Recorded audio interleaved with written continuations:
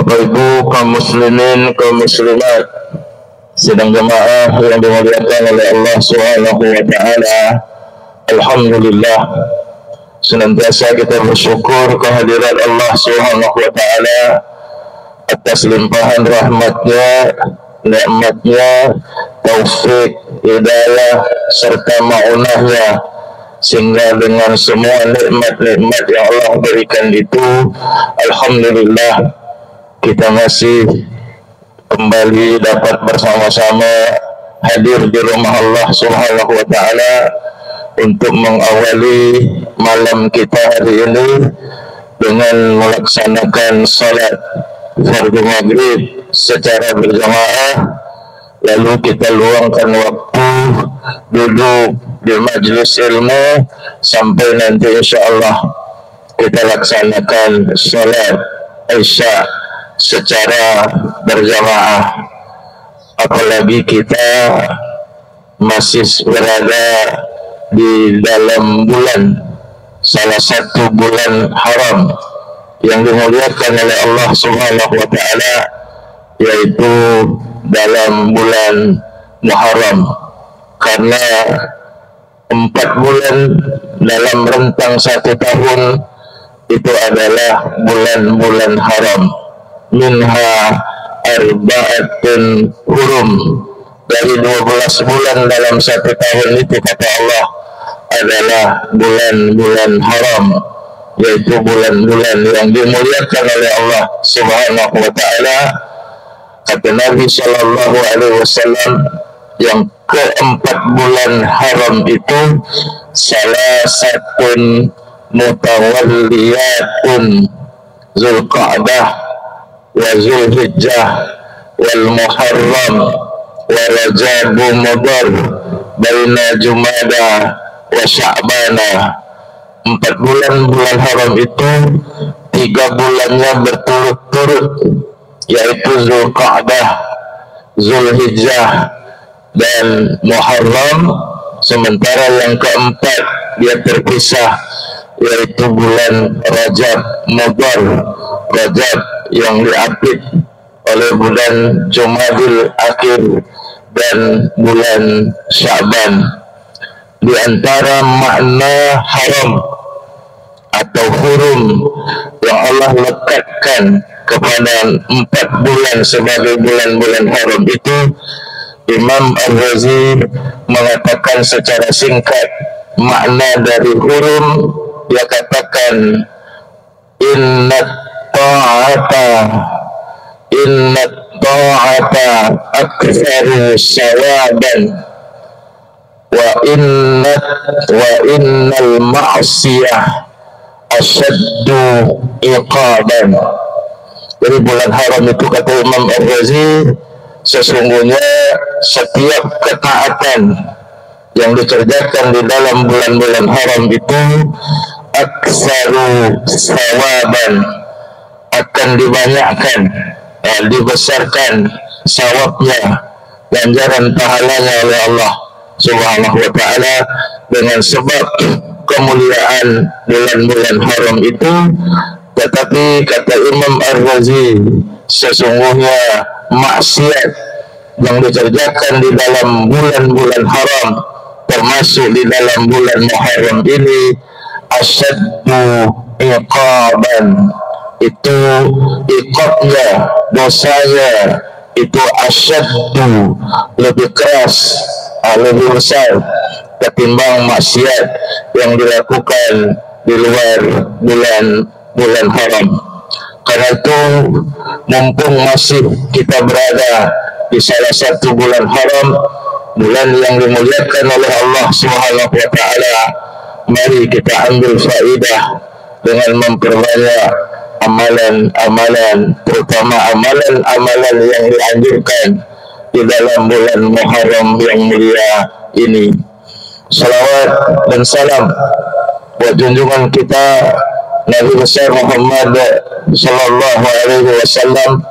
Allahumma salli ala sayyidina Muhammad wa ala ali sayyidina Muhammad. Bapak Ibu kaum muslimin, kaum muslimat, sidang jemaah yang dimuliakan oleh Allah Subhanahu wa taala, kaidah yang akan kita sampaikan pada kajian malam hari ini yang berbunyi al-aslu fil abda' at-tahrim. Al-aslu fil abda'i at-tahrim. Hukum asal pada budak, jamaknya menjadi abda'.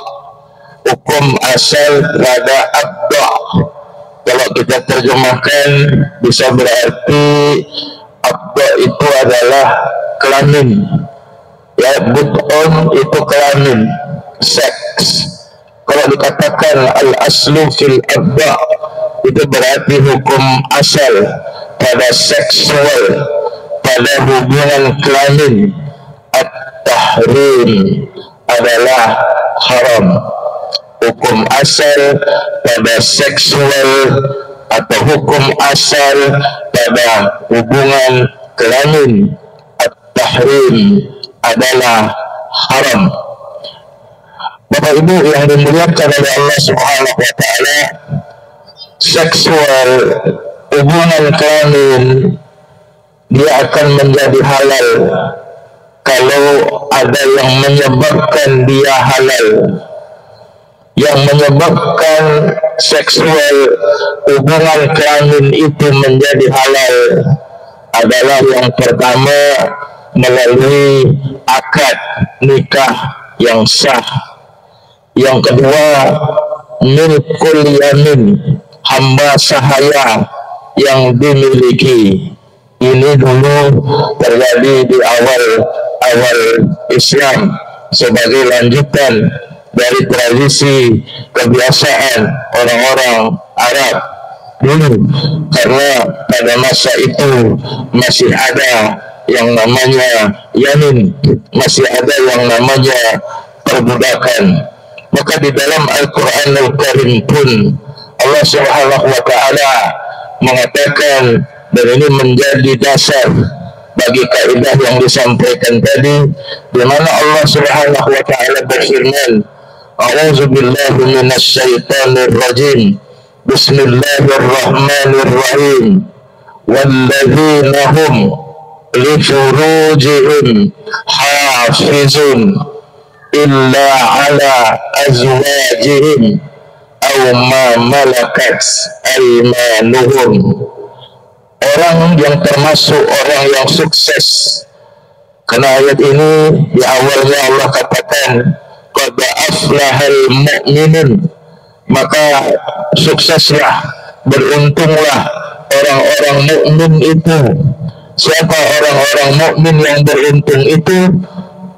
Salah satu di antaranya adalah walladzina hum li furujihim hafizun, yaitu orang-orang yang bisa menjaga farajnya, yang bisa menjaga kemaluannya. Itu berarti dia tidak melakukan hubungan kelamin dengan cara yang tidak sah, illa ala azwajihim, kecuali hubungan kelamin itu dia lakukan pada pasangannya, aw ma malakat aymanuhum, atau hubungan kelamin itu dia lakukan pada budak-budak yang mereka miliki. Nah, oleh karena itu Bapak Ibu yang dimuliakan oleh Allah Subhanahu wa taala, kalaupun hukum asal seksual, hukum asal hubungan kelamin, dia akan menjadi halal kalau ada sebab yang menghalalkannya. Yang pertama tadi adalah melalui akad nikah yang sah, dan yang kedua itu karena sebab milkul yamin, hamba sahaya yang dimiliki. Tetapi tentu dalam konteks kehidupan kita hari ini, berarti satu-satunya jalan untuk menghalalkan hubungan kelamin itu adalah dengan akad nikah yang sah. Nah, Bapak Ibu yang dimuliakan oleh Allah Subhanahu wa taala, kalau hubungan kelamin hanya dapat disahkan, dihalalkan melalui akad nikah yang sah. Itu pun masih ada persyaratan-persyaratan yang mesti dipenuhi ketika seseorang akan melakukan akad nikah. Di antara persyaratan yang mesti terpenuhi adalah antara pasangan yang akan menikah itu tidak boleh ada hubungan mahram. Tidak ada hubungan mahram. Jadi bukan muhrim. Kadang-kadang kita salah di dalam menempatkannya. Karena ada dua istilah. Yang pertama istilah muhrim. Yang satu istilah mahram. Muhrim itu adalah sebutan untuk orang yang sedang berihram. Bapak Ibu kalau melaksanakan ibadah umrah atau melaksanakan ibadah haji, maka rukun yang pertama yang mesti kita lakukan adalah ihram, yaitu berniat untuk melaksanakan umrah atau berniat untuk melaksanakan ibadah haji.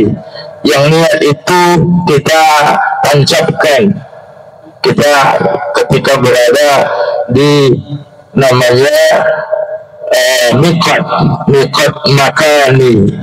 Kalau kita yang berasal dari arah Madinah ketika akan melakukan umrah, maka miqat makaninya tempat kita memulai berniat untuk melakukan ibadah umrah itu adalah di Bir Ali atau yang disebut juga dengan Zulhulaifah. Kita keluar dari bus lalu salat 2 rakaat, maka kita katakan labbaik Allahumma umrah. Maka ketika kita sudah berniat umrah seperti itu, maka kita disebut muhrim, orang yang berihram. Lalu istilah yang kedua, itulah yang tadi disebut dengan mahram. Jadi kalau mahram itu adalah kelompok orang yang haram untuk dinikahi oleh seorang laki-laki. Itu namanya mahram.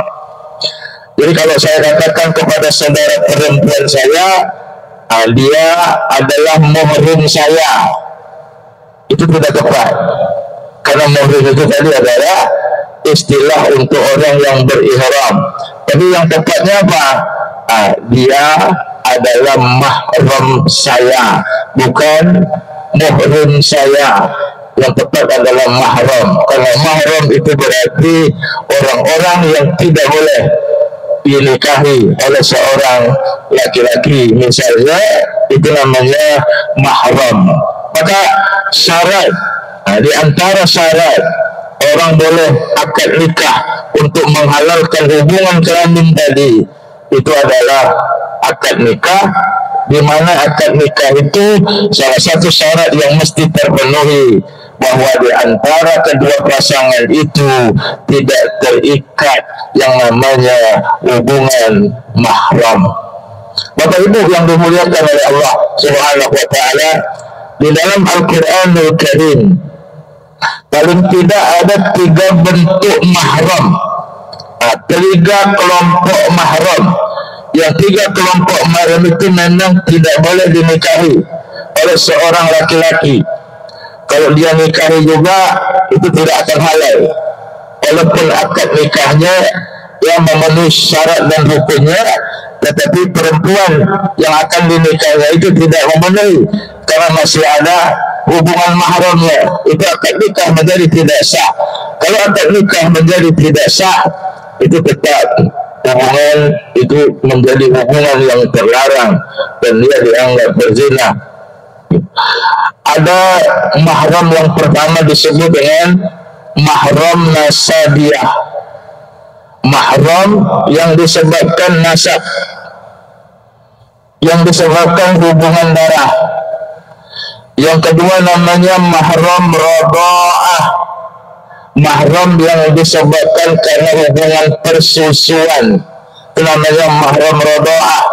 Dan yang ketiga namanya mahram musaharah, mahram yang disebabkan karena hubungan perkawinan.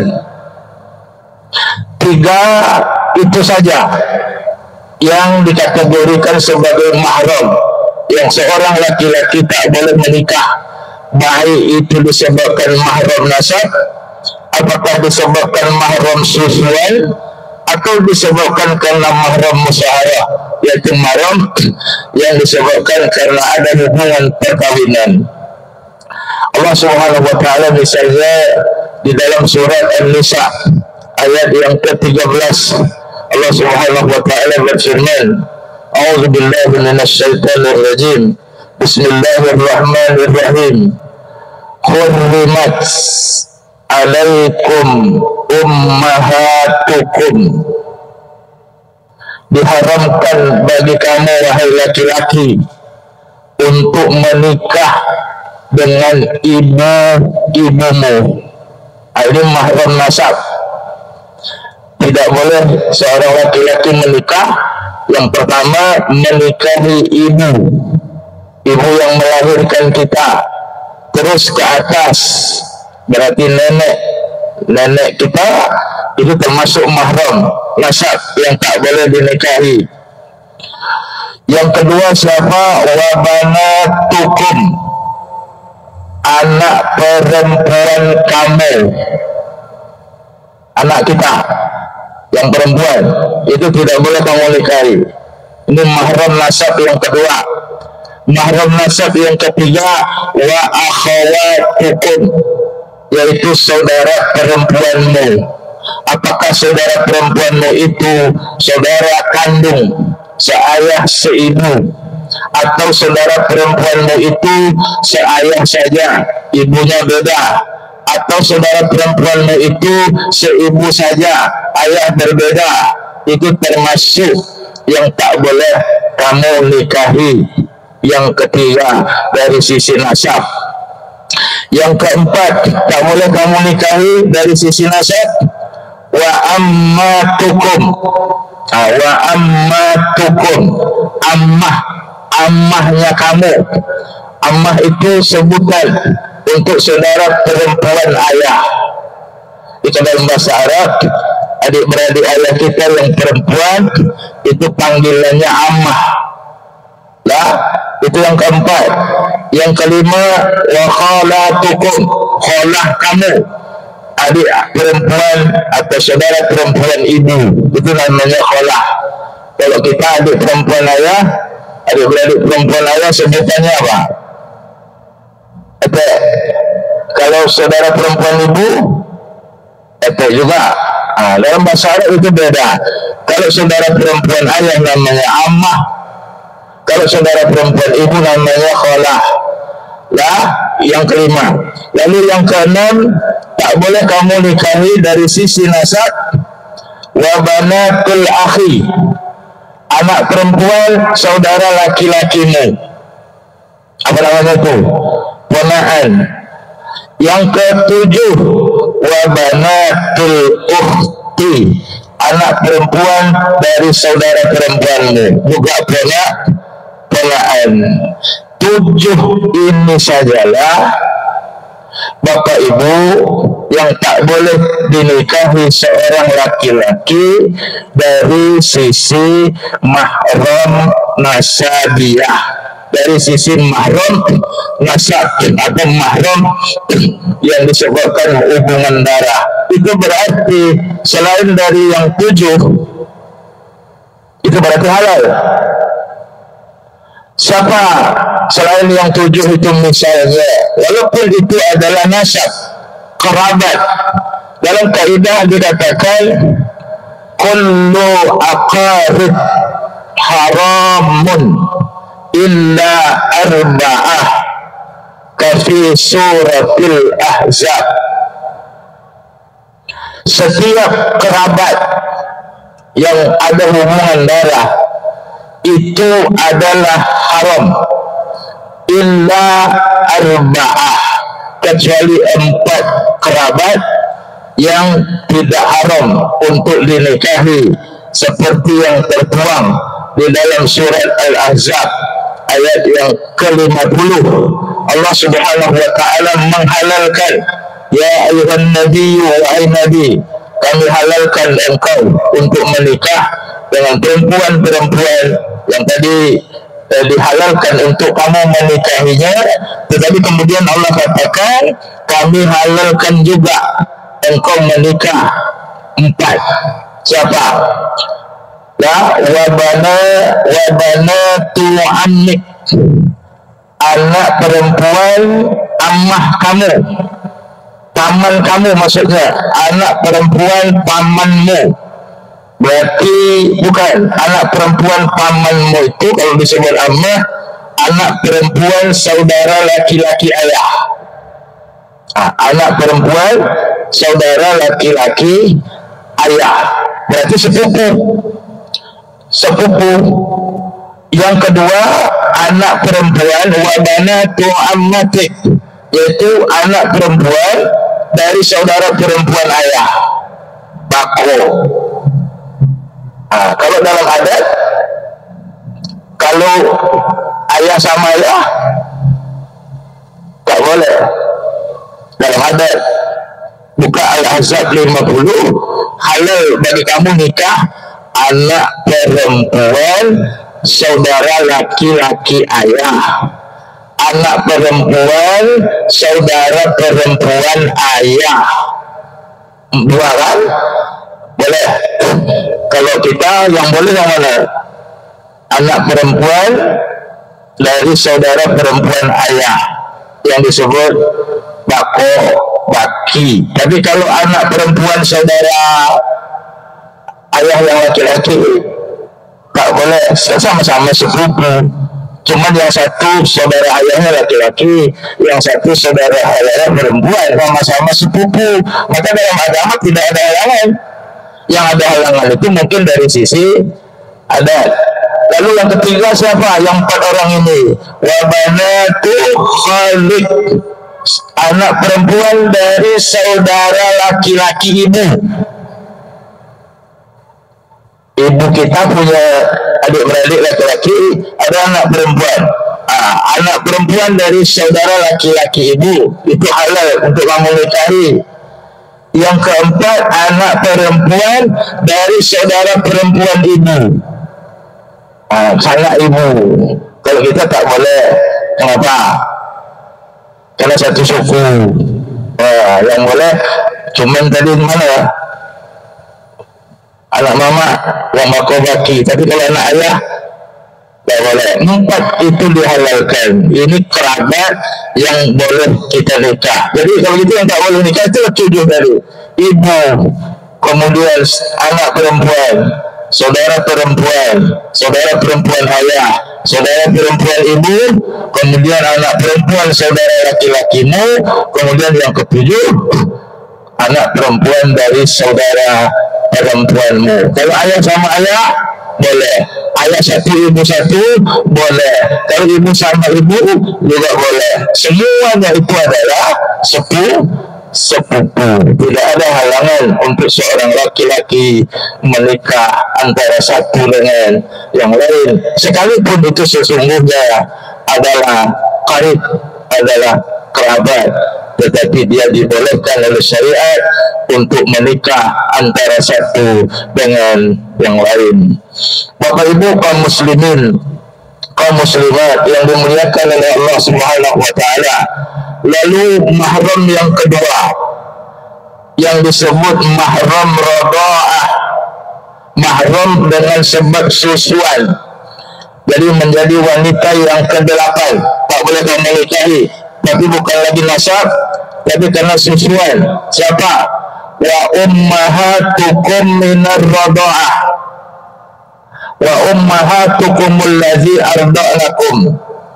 Ibu yang menyusukan kamu, bukan ibu yang melahirkan, tapi ibu yang menyusukan.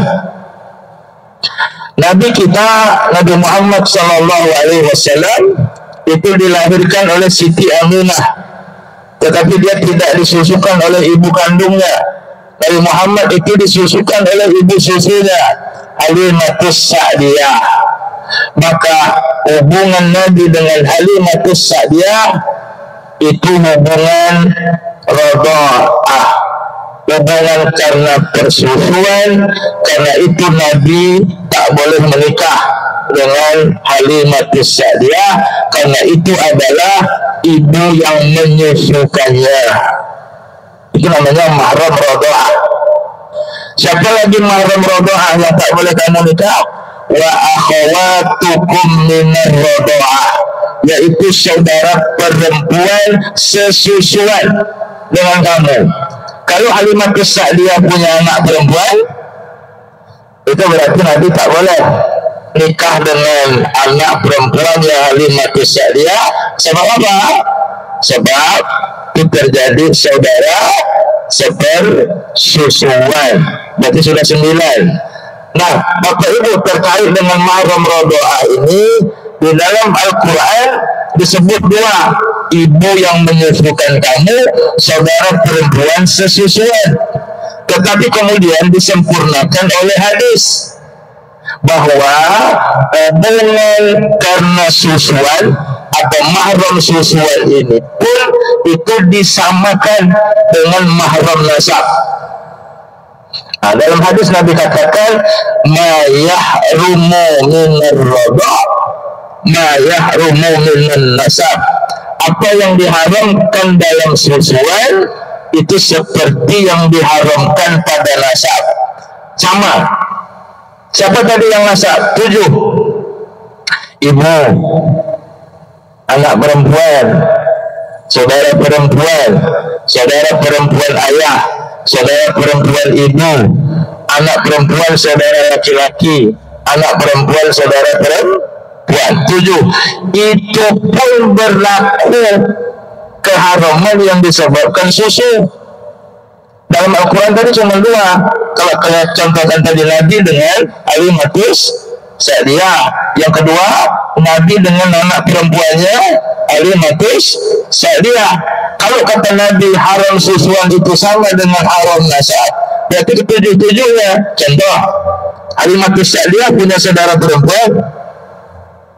Nah, berarti kan saudara ibu. Saudara ibu ini tak boleh juga dinikahi. Kalau tadi saudara ibu nasab, sekarang saudara ibu susuan, itu tak boleh lagi nikah dengannya. Kalau kemudian Halimatus Sa'diyah punya anak laki-laki, dan anak laki-laki Halimatus Sa'diyah itu punya anak perempuan, boleh nggak Nabi nikah dengan saudara laki susuannya itu? Juga tidak boleh.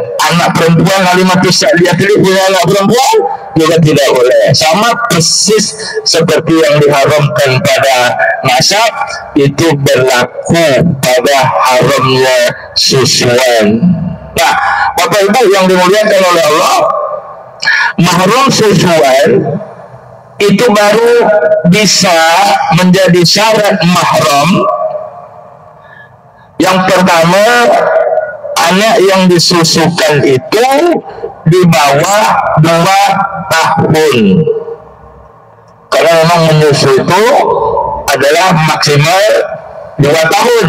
Karena dalam Quran Allah katakan wal walidatu yurdi'na haulaini kamilan, dan hendaklah para ibu menyusukan anaknya itu 2 tahun sempurna. Ini dipahami bahwa air susu yang diisap oleh bayi atau yang menjadi asupan bayi itu baru berfungsi kalau yang nyusu itu maksimal berumur 2 tahun. Artinya kalau ada anak nyusu yang umurnya lebih dari 2 tahun, itu susunya atau air susunya tidak lagi berfungsi untuk menjadi asupan bayi. Itu syarat yang pertama. So kata Nabi di dalam hadis, la roda, tidak ada hubungan persusuan illa fi haulin, kecuali pada anak yang berumur 2 tahun. Yang kedua, menyusunya itu minimal 5 kali, khamsu marratin, 5 kali susuan yang menyusu secara sempurna. Jadi kalau ini bayi ditumpangkan nyusu kepada ibu yang menyusukannya, asal 5 kali susuan sempurna kenyang, itu berarti sudah terjadi hubungan mahram yang tadi disebut mahram radha'ah. Dalam kitab I'anatul Talibin, menyusu itu baik dengan cara apapun. Baik si bayi mengisap puting secara langsung, puting susu ibu susuannya itu, atau air susu itu dimasukkan ke dalam media dan diberikan kepada sang bayi, sehingga bayi dengan air susu dia menjadi kenyang, itu pun berakibat kepada mahram. Jadi bukan hanya karena mengisap puting susunya, seperti sebagian ulama mengatakan ilatnya itu karena mengisap puting susunya, sehingga kalau tak mengisap itu dianggap tidak mahram. Tidak. Tetapi dalam kitab I'anatul Talibin, seperti apapun cara air susu itu sampai ke tenggorokan sang bayi yang menyebabkan dia menjadi kenyang dengan air susu itu berarti berakibat mahram yang disebut dengan mahram radha'ah. Kalau adalah godang-godang bujang diangkat itu nyusul nggak ada lagi 2 tahun ya. Nah Bapak Ibu, kita kadang-kadang dalam kebiasaan masyarakat ini tak menjadi perhatian. Kita bertetangga di kampung, yang rumah sini ada anak baby, yang sebelah sini juga punya bayi. Kalau ibu sini pergi pasar, titip, nanti kalau nangis susukan. Besok ibu sebelah sini pula pergi pasar, titip sini, kalau nangis susukan. Kalau sampai dengan 5 kali nyusu, marah, hati-hati, tak boleh nikah. Nah Bapak Ibu yang dimuliakan oleh Allah, mahram radha'ah ini itu bisa menjadi alat untuk menjadikan seorang sebagai mahram, dan ini bisa dimanfaatkan ketika seseorang ingin mengangkat anak. Ya, kebiasaan masyarakat kita kalau mengangkat anak itu selalu melanggar norma syariat. 1, merubah nasab, tak boleh. Dia tetap bernasab kepada orang tua aslinya. Kalau tak tahu nasab orang tua aslinya, diangkat dia jadikan maula, orang yang berwali kepada kamu. Tetap tidak boleh dinasabkan kepada ayah angkat. Itu norma yang tak menjadi perhatian. Yang kedua, dalam tradisi kita melakukan adopsi atau mengangkat anak, yang kurang menjadi perhatian, anak diangkat sejak kecil, dipelihara sampai nanti dewasa, tetapi dia ajnabi ya. Kalau dia laki-laki ajnabi, orang lain. Kalau orang lain tuh, kalau anak yang diangkat itu dari keturunan orang yang tidak ada hubungannya secara darah, secara nasab dengan ayah angkatnya, berarti dia orang lain. Ibaratnya kalau wudu batal, aurat. Coba Ibu, maka banyak kasus anak angkat perempuan nanti sudah dewasa, tumbuh berkembang cantik, selalu dibawa lari oleh ayah angkatnya. Kalau boleh nikah, tidak mahram. Lalu bagaimana supaya anak angkat itu sebenarnya jadi mahram? Susukan.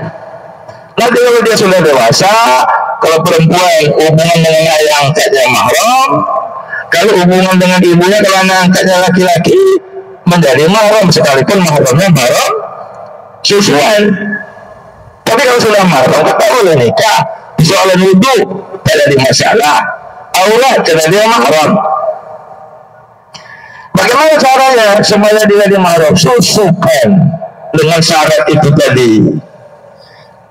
Anak yang disusukan itu di bawah 2 tahun, lalu nyusu maksimal minimal 5 kali susuan secara sempurna.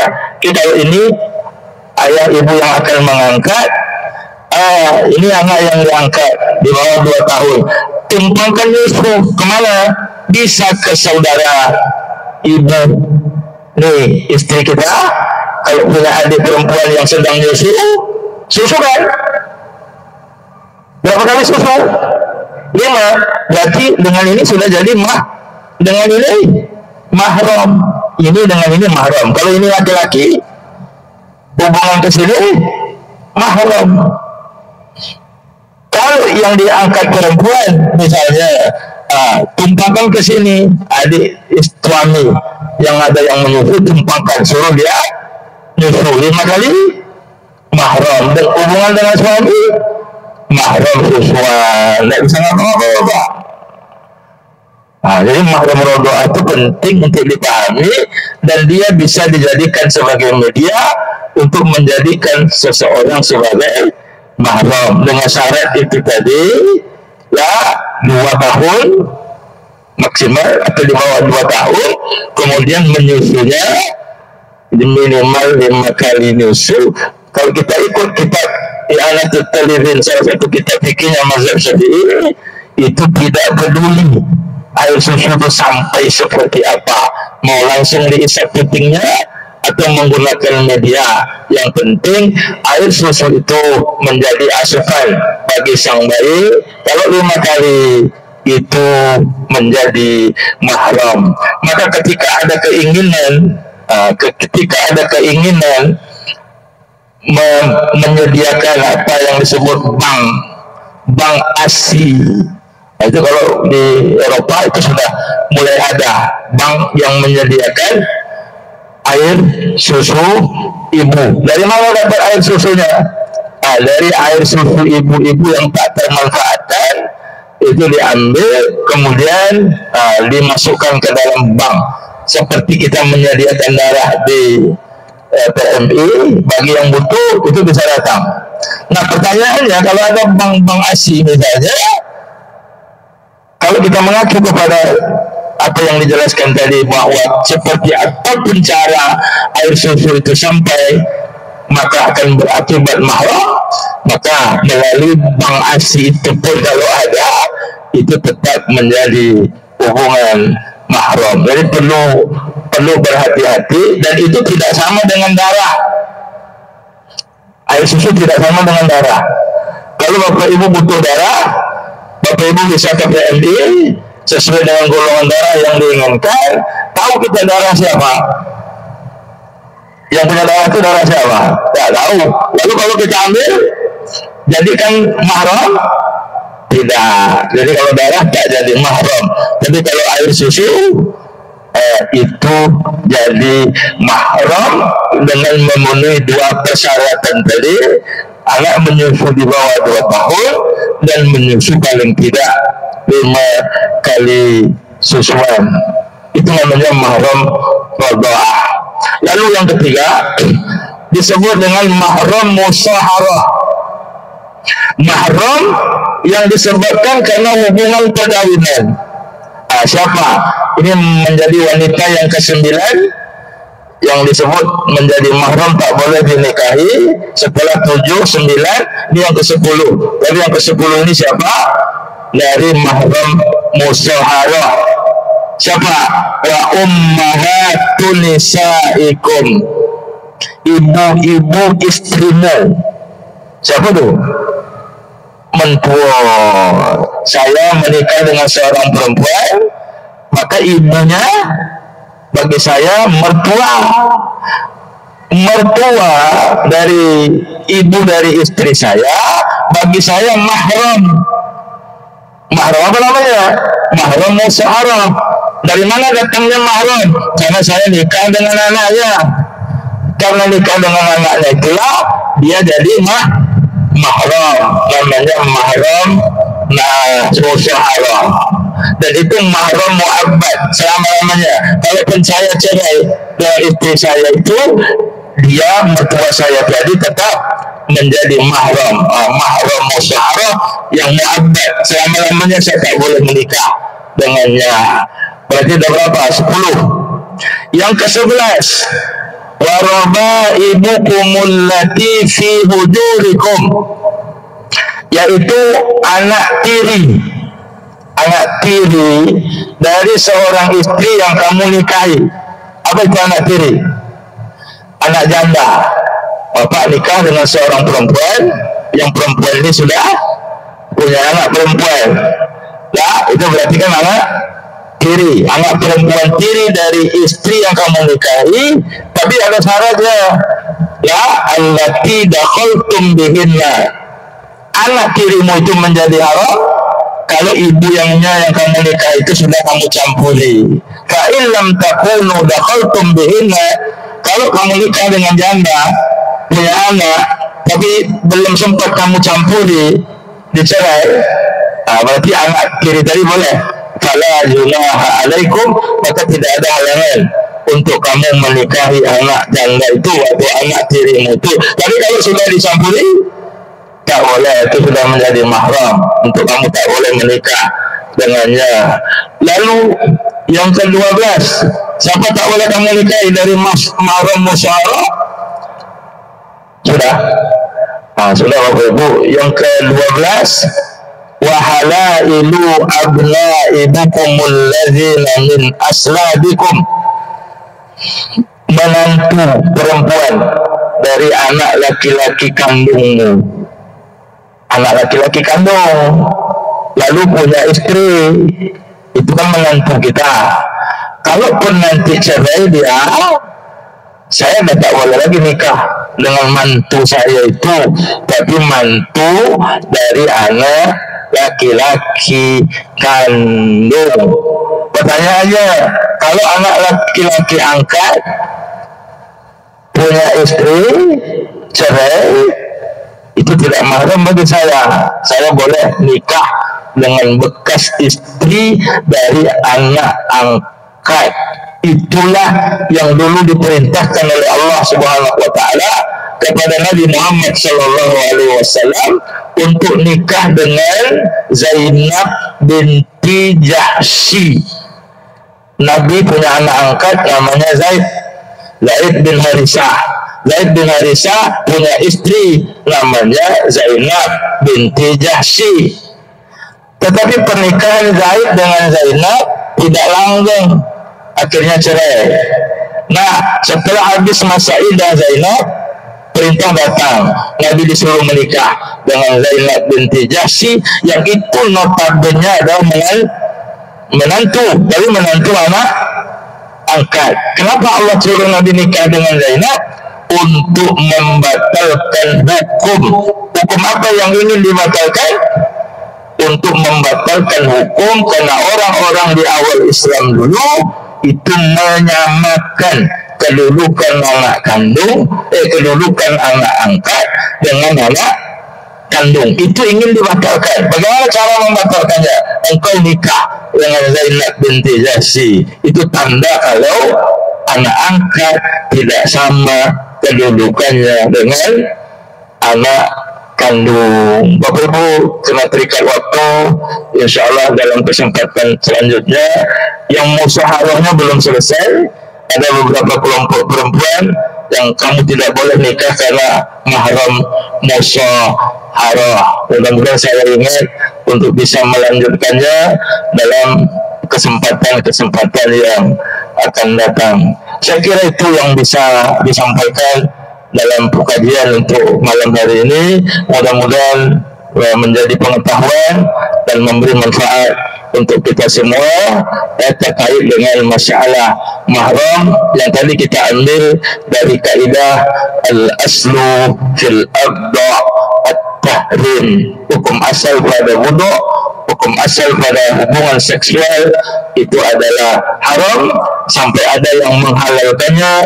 Salah satu yang bisa menghalalkannya itu adalah akad nikah yang sah, dan akad nikah itu baru bisa dilakukan kalau antara satu dengan yang lain tidak ada hubungan mahram, baik mahram nasab maupun mahram rodoah susuan, ataupun tidak ada halangan dari sisi mahram musyawarah. Mudah-mudahan bermanfaat.